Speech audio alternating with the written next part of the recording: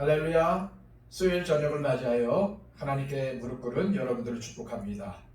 오늘도 이 예배를 통해서 하나님의 임재를 느끼며 또한 임재하신 하나님께서 여러분들의 심령과 또한 여러분들의 육신을 위로하시고 또한 회복시키시기를 또한 소망합니다.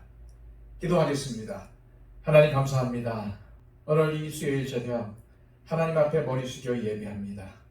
주님, 우리가 어디 있던 하나님 앞에 무릎 꿇을 때에, 하나님 앞에 예배할 때 주님 임재하여 주셔서 우리를 붙잡아 주옵소서. 또한 우리의 영과 우리의 모든 것들이 하나님께 향할 수 있도록 하여 주시고, 영과 진리로 예배드림을 통해 하나님의 임재를 경험하며 오늘도 우리 아버지 하나님께서 우리를 만져주심을 경험할 수 있는 이 시간이 되기를 원합니다. 세상에 살면서 여러 가지 힘듦과 아픔과 상심을 경험하며 주님 앞에 나왔습니다. 이 시간 우리의 마음을 활짝 열어 주님을 예배하오니 주님, 우리의 심령 가운데 오셔서 우리를 싸매어 주옵소서. 우리의 심령을 회복시켜 주시옵소서. 우리의 상심한 마음을 어루만져 주시고 채워 주시옵소서.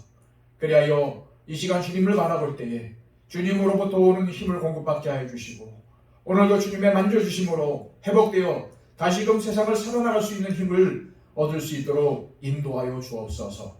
주님, 또한 이번 주일은 추석 명절이 있는 기간입니다.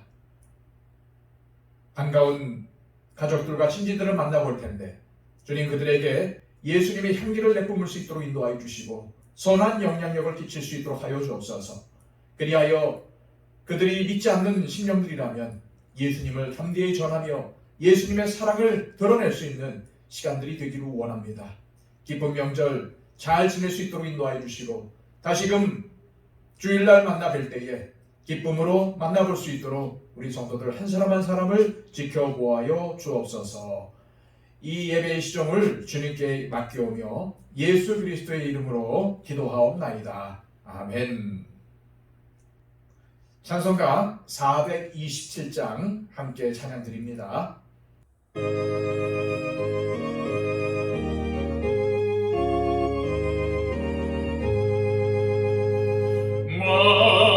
만가난한 사람 복이 있나니 천국이 그들의 것임이요 늘 애통하느니 복이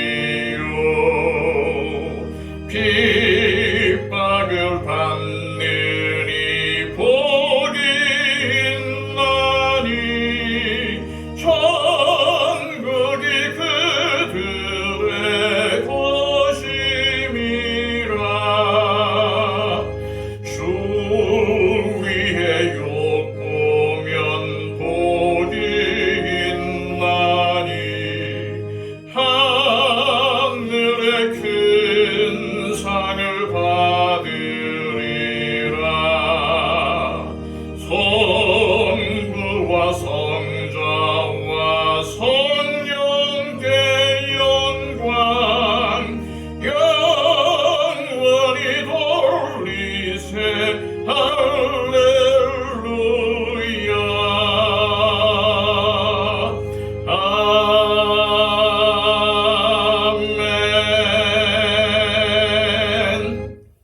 찬송 하나 더 하겠습니다. 찬송가 337장입니다.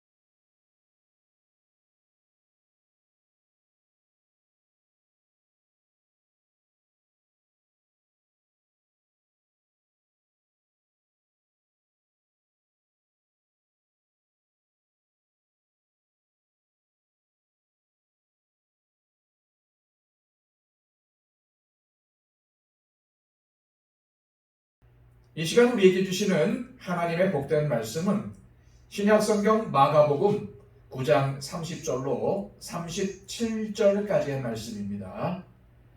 신약성경 69쪽입니다. 그곳을 떠나 갈릴리 가운데로 지날새 예수께서 아무에게도 알리고자 아니하시니 이는 제자들을 가르치시며 또 인자가 사람들의 손에 넘겨져 죽임을 당하고 죽은 지 3일 만에 살아나리라는 것을 말씀하셨기 때문이더라. 그러나 제자들은 이 말씀을 깨닫지 못하고 묻기도 두려워하더라. 가버나움에 이르러 집에 계실새 제자들에게 물으시되 너희가 길에서 서로 토론한 것이 무엇이냐 하시되 그들이 잠잠하니 이는 길에서 서로 누가 크냐 하고 쟁론하였음이라. 예수께서 앉으사 12제자를 불러서 이르시되 누구든지 첫째가 되고자 하면 뭇사람의 끝이 되며 뭇사람을 섬기는 자가 되어야 하리라 하시고 어린아이 하나를 데려다가 그들 가운데 세우시고 안으시며 제자들에게 이르시되 누구든지 내 이름으로 이런 어린아이 하나를 영접하면 곧 나를 영접함이요 누구든지 나를 영접하면 나를 영접함이 아니요 나를 보내신 이를 영접함이니라. 아멘. 인류 역사상 가장 오랫동안 멸시와 천대를 받아온 사람들은 노예 계급이었다고 할 수 있습니다. 예수님 당시 로마 사회는 무려 5천만 명이 넘는 노예들을 부렸습니다. 세계를 정복하면서 식민지에서 잡아온 수많은 노예들을 부리면서 사회를 유지시켰던 것이죠. 그렇게 노예들이 필요했음에도 로마는 노예를 극대로 멸시하는 사회였습니다. 그런데 그 로마에 기독교 복음이 전파되면서 종에 대한 개념이 바뀌게 된 것이죠. 종을 뜻하는 헬라어 단어 중에도 개인의 자유가 박탈되고 무시된 그런 종을 나타내는 말이 바로 둘로스입니다. 바울은 자신의 여러 편지들에서 자신을 소개할 때마다 자기가 바로 예수 그리스도의 둘로스, 곧 예수 그리스도의 종 또는 노예라고 소개를 합니다. 그러한 바울 이후의 사역자들도 자기들 스스로를 주님의 종이라고 부르게 되었습니다. 그러다가 나중에 근대 시대에는 국가의 지도자들을 국민의 종으로 인식하는 문화들이 자리 잡기 시작을 했던 것이죠. 그리스도의 복음이 세상에 끼친 가장 큰 영향 가운데 하나는 바로 그러한 종의 정신, 봉사의 정신을 사회에 가르쳐 준 것입니다. 그런데 바로 그러한 섬김의 정신의 원조가 예수님이십니다. 예수님은 종으로 섬기러 이 땅에 오셨다고 선포하셨습니다. 그러므로 복음의 핵심 정신은 바로 섬김의 정신이라고 할 수 있습니다. 그런데 어디 섬기기가 쉽습니까? 지금 시대에 우리만 섬김의 종이 되기가 어려운 것이 아니라 예수님 당시의 제자들도 그런 어려움을 겪었습니다. 종이 되어 섬긴다는 것은 예나 지금이나 어려운 일이라는 것을 알 수 있습니다. 그러나 다른 사람의 종이 되어 섬기는 것이야말로 참된 위대함입니다. 그렇다면 어떻게 해야 장애물을 극복하고 진정한 섬김의 정신을 실천할 수가 있을까요? 우리가 정말로 섬기는 자가 되어 참된 위대함을 추구하는 인생을 살기 위해서 극복해야 할 첫 번째 장애물은 우월의식입니다. 예수님이 빌립보 가이사랴 지방에 가셨을 때 너희는 나를 누구라고 하느냐라고 물으셨죠. 그때에 베드로가 제자들을 대표해서 대답을 합니다. 주는 그리스도이십니다. 그 대답을 들으신 예수님은 기뻐하시면서 그때부터 자신이 메시아로서 많은 고난을 당하고 십자가를 져야 한다는 사실을 가르치기 시작하셨습니다. 그리고 제자들에게도 나를 따라오려거든 자기를 부인하고 자기 십자가를 지고 나를 따를 것이니라 하고 말씀하셨죠. 그리고 주님은 귀신 들린 아이를 고쳐주신 후 그것을 떠나 갈릴리 가운데로 지나가시다가 또 자신의 죽음과 부활에 대해서 말씀하셨습니다. 30절, 31절 말씀입니다. 그것을 떠나 갈릴리 가운데로 지날새 예수께서 아무에게도 알리고자 아니하시니 이는 제자들을 가르치시며 또 인자가 사람들의 손에 넘겨져 죽임을 당하고 죽은 지 3일 만에 살아나리라 하는 것을 말씀하셨기 때문이더라. 이렇게 중요한 말씀을 하셨지만 참으로 안타까운 것은 이 말씀에 대한 제자들의 반응입니다. 32절입니다. 그러나 제자들은 이 말씀을 깨닫지 못하고 묻기도 두려워하더라. 주님은 자신이 져야 할 십자가를 바라보시고 묵상하시면서 길을 가고 계셨는데 제자들은 길에서 무엇을 했습니까? 33절, 34절입니다. 가버나움에 이르러 집에 계실새 제자들에게 물으시되 너희가 길에서 서로 토론한 것이 무엇이냐 하시되 그들이 잠잠하니 이는 길에서 서로 누가 크냐 하고 쟁론하였습니다. 예수님이 이 사실을 몰라서 물으신 것이 아닙니다. 다 아시고 계셨습니다.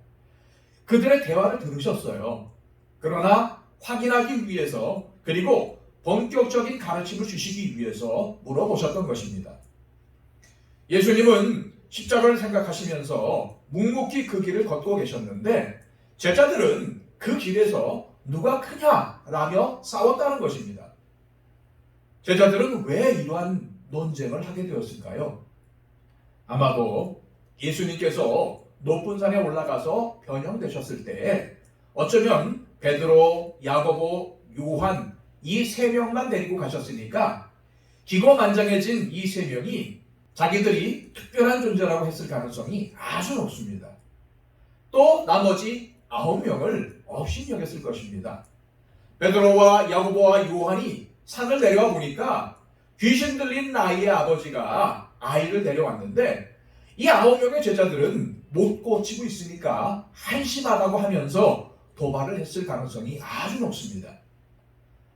복음서 중에 특히 마가복음에는 예수님이 유독 이 3명의 제자들만 따로 데리시고 어디를 가시는 장면이 많이 나옵니다. 그렇다면 왜 예수님은 이 3명만 따로 데리고 다니신 것일까요? 많은 분들은 이것을 보면서 예수님이 편애를 하셨고 특별히 이 3명의 제자들을 좋아하셨다고 생각을 합니다. 하지만 예수님은 12명을 똑같이 사랑하셨습니다. 누구나 다 사랑하셨죠. 또는 일반적으로 이 3명이 제자들 중에서 가장 핵심 인물이었기 때문에 그렇게 하셨을 것이라고 생각을 합니다. 하지만 거꾸로 한번 생각해 볼 수도 있지 않을까요? 이 3명은 12제자 중에서 가장 요주의 인물이었기 때문이라는 것입니다. 그래서 이 3명에게는 따로 특별 보충 교육이 필요했던 것이죠. 12제자 중 가장 문제의 인물로 예수님을 판 가룟 유다를 생각할 수 있지만 유다는 혼자서 조용히 음흉하게 사고를 치는 사람이었지 드러내놓고 싸우는 사람이 아니었습니다. 그러나 베드로, 야고보, 요한은 모두 교만하고 명예심이 많은 사람들이었지요. 마가복음에는 이에 대한 증거가 아주 많이 나타납니다. 8장에서 베드로는 예수님을 향해 위대한 신앙 고백을 했지만 예수님께서 메시아가 무엇을 해야 하는지를 말씀하시자 예수님을 야단쳤습니다. 그러다가 예수님으로부터 사탄아 내 뒤로 물러가라 라는 꾸지람까지 듣게 되었죠. 우리는 이것만 봐도 베드로가 얼마나 나서기를 좋아하는 사람인가를 알 수 있습니다. 베드로는 항상 먼저 나서는 사람이었고 그것은 곧 교만하다는 것을 보여줍니다. 베드로는 자신의 감정대로 움직이는 사람이었습니다. 그런 사람이 옆에 있으면 얼마나 조마조마합니까? 베드로는 무슨 일이 있으면 참지를 못했습니다. 심지어 자신들의 선생이신 예수님조차 자기 마음에 안 들면 팔을 붙들고 흔들어대면서 함부로 입을 놀리고 위협하던 건방진 사람이었습니다. 베드로도 그랬지만 야고보와 요한은 어떻습니까? 그들은 형제입니다. 세베대의 아들들인데 학자들의 연구에 의하면 베드로가 그들의 아버지인 세베대로부터 배를 빌려서 어부를 하던 관계였습니다. 그러니까 이 야고보와 요한은 부잣집 도련님들입니다. 사장님의 아들들이죠. 베드로는 바로 그 사장님 밑에 있는 사람입니다. 그러니 그들은 베드로보다 더 많은 문제를 일으켰습니다. 바로 다음 본문에 이들 형제의 교만한 모습이 나오죠. 나중에 누가복음도 살펴볼 기회가 있지만 사마리아 사람들이 예수님을 영접하지 않는다고 하늘에서 불을 내려 다 죽여버릴까요? 하고 나서는 사람들이었습니다. 그렇게 아주 위험한 사람들이었기 때문에 예수님이 그들을 따로 불러서 훈련을 시키신 것이죠. 그리스도의 제자로서 우리가 반드시 싸우고 극복해야 할 3가지 유혹이 있는데 그것은 돈의 유혹, 성적인 유혹, 권력의 유혹이라고 합니다. 그런데 이 3가지 중에서 가장 미묘하고 강력한 유혹은 바로 권력의 유혹입니다. 그런데 우리는 권력하면은 정치 권력만을 떠올리죠. 뉴스를 보면은 국회의원들끼리 막 싸우는 장면들이 많이 나오지 않습니까? 하지만 권력의 갈등이 그런 데에만 있는 것이 아닙니다. 가정에도 있습니다. 부부싸움의 본질이 바로 가정의 권력 다툼입니다. 누가 가정의 주도권을 잡느냐라는 문제 때문에 부부싸움을 하는 거죠. 가정만이 문제가 아니고 직장이나 사업체도 그렇고 교회도 마찬가지입니다. 교회의 모든 직분의 본질은 봉사의 자리라는 것입니다. 봉사라고 받는 직분이 바로 교회의 직분이죠. 그래서 주님의 일을 감당하기 위해 필요에 따라서 여러 직분들이 있습니다. 그런데 가만히 보면은 교회의 직분조차 계급화가 되어 있습니다. 예를 들어서 항전직 선거를 할 때 떨어지거나 어떤 직분을 맡아 하다가 그만둔다고 하면 괜히 섭섭하고 속상합니다. 우리는 이를 통해서 권력에 대한 갈등 구조가 우리 속에 얼마나 뿌리 깊게 자리 잡고 있는지를 엿볼 수가 있게 되는 거죠. 서구보다 한국 사람들에게 이런 것이 더 강한 것 같습니다. 이는 유교적인 영향이 큰데요. 유교에서 중요한 것은 출세하는 것입니다. 과거의 급제에서 출세를 하는 것이 중요하죠. 그래서 과거의 급제를 하면은 감투를 쓴다고 하는 말이 생겼습니다. 조상을 자랑할 때에 우리 조상님은 누구누구 집에서 종으로 살던 분이다 라는 건 자랑하지 않습니다. 조상님이 어느 고을에서 삽도를 했다, 영의적을 했다, 뭐 무슨 이조판서를 했다 라는 것을 자랑합니다.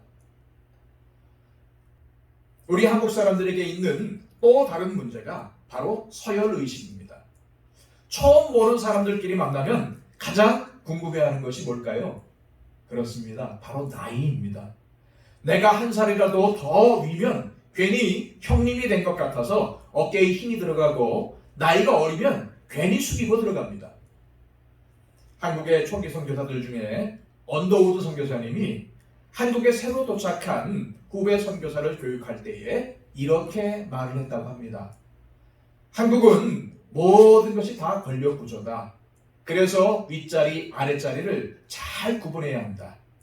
한국 사람들은 방에 들어가도 1등석, 2등석, 3등석이 있으니 잘 봐야 한다. 그러자 후배 신참 선교사가 묻습니다. 그러면 한국 사람들의 방에 들어가면 1등석, 2등석, 3등석이라고 써붙어 있습니까? 그런 표시는 없다. 눈치로 잘 알아야 한다. 라며 교육을 했다고 합니다. 교회 안에서도 마찬가지입니다. 직분, 재직은 철저히 봉사 직분인데 한국 교회에는 유교와 결합을 해서 계급처럼 되어버렸습니다. 가끔 보면은 명함에 장로라고 써서 다니시는 분들이 계시는데 그러한 일은 한국밖에 없다는 거예요. 장로는 교회 안에서 섬기는 직분으로서의 장로이지 교회 밖에서 자신을 소개할 때 하는 것이 아닙니다. 또 가장 잘못된 것들 중에 하나가 바로 당회장이라는 말의 사용입니다. 당회는 장로교회에만 있는 것이고 침례교회 등에는 없습니다. 그런데 당회장은 굉장한 명예로 생각을 합니다. 조금 더 나아가서 노회장, 총회장은 더하죠. 원래 당회장은 당회라는 회의의 의장입니다. 그런데 한국 교회 중에는 담임 목사실이라고 되어 있지 않고 당회장실이라고 한 곳이 있는데 이것은 아주 잘못된 것입니다. 당회가 매일 열리지도 않는데 무슨 당회장실입니까? 목사님이라고 하면 되는데 당회장님이라고 부르는 교회가 있답니다. 노회장도 마찬가지입니다. 이 노회장은 굉장한 명예로 여기는데 물론 봉사직이니까 감사한 일이긴 합니다. 하지만 노회장은 단지 1년 동안 노회의 사회를 보고 이끌어가는 사람입니다. 오늘 본문에 나오는 제자들도 마찬가지입니다. 산 위에 올라가서 예수님이 변화되시는 것을 목격한 이 세 명이 폼 잡고 의수됐을지 모릅니다. 우리는 이런 걸 체험했는데 너희는 이런 체험도 하지 못했지 않느냐. 그리고 너희는 지금 귀신도 못 쫓아내고 이게 뭐냐. 그러나 예수님은 저번에 분명히 이것에 대해서 부활하실 때까지 말하지 말라고 하셨습니다. 함부로 말하는 것이 아니라는 것이죠. 그런데 우리 안에는 체험이 있고 없고 하는 것을 자꾸 구별하고 계급을 나누는 구조는 지금도 계속되고 있습니다. 나는 이것이 있으니까 너보다 더 높다. 너는 내 밑이다. 라는 의식이죠. 이런 것 때문에 진정한 성김이 가려지는 경우가 얼마나 많습니까? 자기를 뽐내고 싶은 우월의식을 극복하는 길은 다른 것이 없습니다. 예수님을 바라보아야 합니다. 빌립보서 2장에 보면은 바울이 이렇게 권면합니다. 너희 안에 이 마음을 품으라. 곧 그리스도 예수의 마음이다. 이 말씀이 무슨 말씀이겠습니까? 예수님은 하나님과 동등하신 분이시지만 하나님과 같은 영광을 취할 것으로 생각하지 않으셨다는 것입니다. 오히려 종의 모습으로 인간이 되어 오셔서 마지막에는 십자가에 달려서 돌아가신 분이십니다. 바로 그 예수님의 마음을 품으라는 거죠. 우리가 정말 이 예수님을 바라보며 나아갈 때에 우월의식이 극복될 수가 있습니다. 그리고 진정으로 그 예수님의 종답게 봉사의 자리에 서서 하나님을 기쁘시게 하는 성도가 될 수 있을 줄로 믿습니다. 세상에서 가장 맛있는 김은 섬김이랍니다. 그런데 이 섬김이 순수하지 않게 될 때가 있는데 그 이유가 바로 이기심 때문입니다. 섬기고 봉사하면서도 자기의 유익을 위해서 또는 자기가 드러나고자 하는 마음, 은근히 대접받고 싶어하는 마음이 깔려 있으니까 봉사가 제대로 되지 않을 때가 많습니다. 흔한 예로 남들 앞에 많이 드러나 보이는 일들은 서로 하려고 하는데 뒤에 가려져서 안 보이는 일은 많이 하려고 하지 않습니다. 그러나 진짜 봉사는 열심히 봉사하고 그것이 내게 유익인가 아닌가를 따지지 않습니다. 예수님이 우리를 섬기기 위해 육신을 입고 인간으로 이 땅에 오셔서 어떤 대우를 받으셨습니까? 형편없는 대우를 받으시고 심지어는 죽임까지 당하셨습니다. 우리가 봉사를 열심히 하고 순수하게 주님만을 위해서 했음에도 불구하고 욕을 먹을 수 있습니다. 그런데 그것이 진짜 봉사가 아닐까요? 예수님도 섬기시고 죽기까지 하셨는데 비난을 받으시고 미움을 받으셨습니다. 사실 예수님은 그러한 대우를 받을 필요가 없으신 하나님의 아들이십니다. 그러나 침뱉음을 당하시고 채찍에 맞으시고 마지막에는 십자가에서 돌아가시기까지 하셨습니다. 그런데 그것이 진정한 섬김이었습니다. 예수님은 제자들이 바로 이것을 배우기를 원하셨습니다. 35절 말씀입니다. 예수께서 앉으사 12 제자를 불러서 이르시되 누구든지 첫째가 되고자 하면 무사람의 끝이 되며 무사람을 섬기는 자가 되어야 하리라 하시고, 첫째가 되고자 하는 사람은 끝이 되어야 한다. 섬기는 사람이 되어야 한다고 하십니다. 즉 섬기는 사람이 정말 위대한 사람이라는 거죠. 그리고 이 섬김의 표본, 섬김의 모델로서 눈으로 보이게 한 예를 들어주십니다. 36절, 37절 말씀입니다. 어린아이 하나를 데려다가 그들 가운데 세우시고 안으시며 제자들에게 이르시되 누구든지 내 이름으로 이런 어린아이 하나를 영접하면 곧 나를 영접함이요 누구든지 나를 영접하면 나를 영접함이 아니요 나를 보내신 이를 영접함이니라. 어린아이 하나를 앞에 세우시고 그 아이를 안으시면서 내 이름으로 이런 어린아이 하나를 영접하면 그것이 곧 나를 영접하는 것이다 라고 말씀을 하신 거예요. 예수님께서 왜 이렇게 하셨습니까? 예수님 당시는 어린아이들이 우대받고 보호받던 때가 아니었습니다. 어린아이는 사회의 낮은 계층이었습니다. 아무도 돌보지 않고 무시당하는 존재였죠. 그런데 그런 아이를 영접한다면 어떻습니까? 내가 이 아이를 돕고 섬겼다면 자기 자신은 기쁠 수 있지만 아무 유익이 없습니다. 오히려 핀잔을 둘 수 있죠. 그런 시간에 더 중요한 일을 하지 뭐하러 이런 애들을 챙겨. 만약 어떤 유명한 사람, 즉 랍비라든지 회당장이라든지 공회의원을 집에 초청해서 대접했다면 의수될 수 있고 사람들도 훌륭하다고 해줄 것입니다. 그런데 예수님은 내 이름으로 이런 어린아이 하나를 영접하는 것이 곧 나를 영접하는 것이다 라고 하십니다. 주님의 사랑으로 어린아이 하나를 섬겼을 때에 예수님을 섬긴 것으로 인정해 주신다는 말씀입니다. 교회에서 목사는 그래도 잘 대접을 받습니다. 내가 목사를 대접했다 라고 하면 기분도 좋고 칭찬도 받을 수 있죠. 그런데 남이 알아주지 않는 사람을 대접하면 티가 나지 않습니다. 그러나 그것이 예수님이 알아주시는 진짜 섬김이라는 것입니다. 그래서 주변을 보시고 다른 사람이 챙겨주지 않거나 아무도 신경 쓰지 않는 분들을 챙겨주시기를 바랍니다.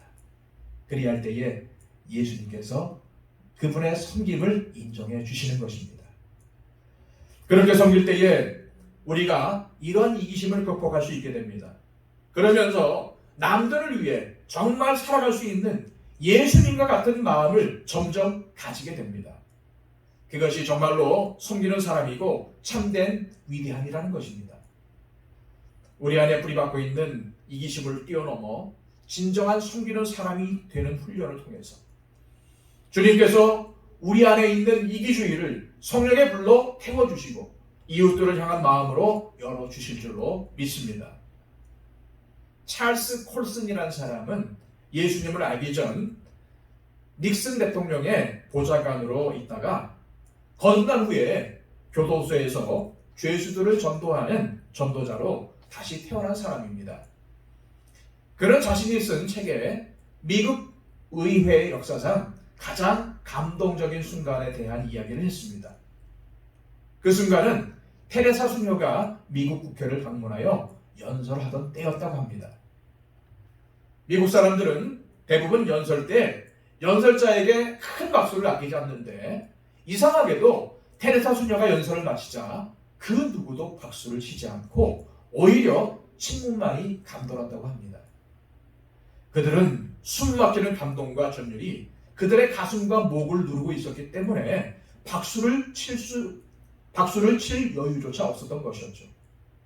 그 이유는 마지막 테레사 수녀가 던진 한마디의 말 때문이었습니다. 섬길 줄 아는 사람만이 다스릴 자격이 있습니다. 어떤 사람이 섬기는 사람이겠습니까? 프랑스의 빅토르 위고가 쓴 유명한 소설 93라는 소설에 보면은 아주 인상 깊은 이야기가 하나 나옵니다. 프랑스 혁명 직후에 숲을 지나가던 병사들이 우연히 배고픔에 지친 어머니와 세 아이들을 발견하게 됩니다. 병사들 중 한 상사가 빵 덩어리를 그들에게 던져주자 어머니는 지체하지 않고 빵을 세 조각으로 똑같이 잘라 아이들에게 나누어 주었습니다. 이 광경을 옆에서 지켜보고 있었던 한 젊은 병사가 빵을 주었던 상사에게 물었습니다. 저 여자는 별로 배고프지 않은 모양이죠. 그러자 상사는 그게 아니야. 배가 고프지 않은 것이 아니라 어머니이기 때문이지. 어머니의 사랑이 이기심을 극복하게 하여 희생으로 나타난 것입니다. 사랑하는 사람이 섬길 수 있다는 말씀이죠. 다시 정리해서 말씀드립니다. 사랑하는 사람이 섬길 수 있습니다. 바로 그런 사람이 예수님과 같은 종의 마음을 가진 사람이기 때문입니다. 기도하겠습니다. 아버지 하나님, 오늘 주신 말씀을 통해서 저희들이 어떠한 삶을 살아야 되는지를 다시 한번 생각해 봅니다. 누구든지 높아지려거든 섬기는 자가 되어라. 처음이 되고자 하는 자는 끝이 되어야 한다. 이것이 바로 주님의 음성이었습니다. 그러시면서 어린아이처럼 멸시받고 천대받고 별로 사람들이 알아주지 않는 사람을 섬기는 것이 바로 진정한 섬김이고 그 섬김은 바로 나를 섬긴 섬김이다 라고 말씀하셨습니다. 그렇습니다. 예수님의 말씀을 통해서 섬김의 바른 의미를 깨닫게 되었습니다. 주님, 섬기는 자가 되기를 원합니다. 누가 알아주지 않아도 누가 인정해주지 않아도 예수님의 섬김을 닮아 소외된 자, 남이 알아주지 않는 자, 남이 챙겨주지 않는 자, 어린아이 같은 사람들을 섬기는 사람들이 되어 주님께 기쁨을 주는 우리의 삶이 되게 하여 주옵소서. 예수 그리스도의 이름으로 기도하옵나이다. 아멘.